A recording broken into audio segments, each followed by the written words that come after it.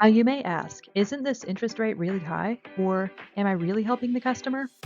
It is helpful to know that the customer will never pay interest to the rental company. Instead, part of their monthly payment will be applied toward a rental fee. It is up to you, the dealer, to embrace the higher cost of rent to own by explaining it thoroughly. Let's look at an example. For our example, we're looking at a structure with a cash price of $2,160. The term length is 36 months, and the divisor we're using is 21.6. This divisor is typical in most states, but please refer to the divisor chart for appropriate divisors. We'll take the cash price divided by the divisor to find our monthly payment of $100. In the same way, to find our contract total, we'll take the payment amount times the term length for a total of $3,600.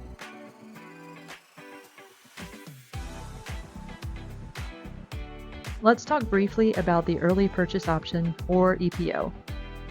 At any time after payment of the initial payment, the customer may obtain ownership of the structure by paying a percentage of the difference between the remaining contract balance and the rental payments already paid on the account.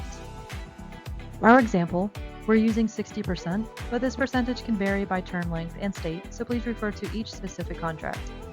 Here you can see two examples. In the first one, our customer has paid 3 monthly payments of $100, which has reduced their contract balance from $3,600 to $3,300.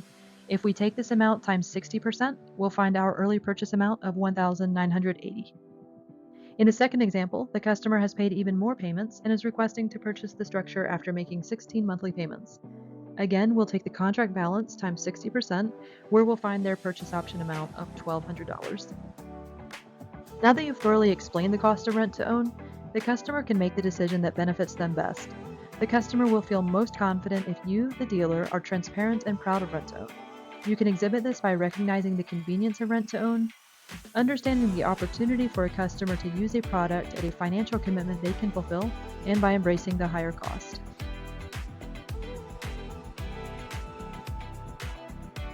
As the customer is reading through the contract, they may ask you, what does the liability damage waiver cover? Liability damage waiver protects from acts of God, storms, winds, flooding, wildfires, etc. If an act of God causes repairable damage, the rental company would ensure that that repair happens, and the customer would continue to make their monthly payments. If an act of God were to produce unrepairable damage to the shed, the customer would not be liable for the remaining contract balance. It is worth stressing that LDW is not considered insurance and will not be treated as such.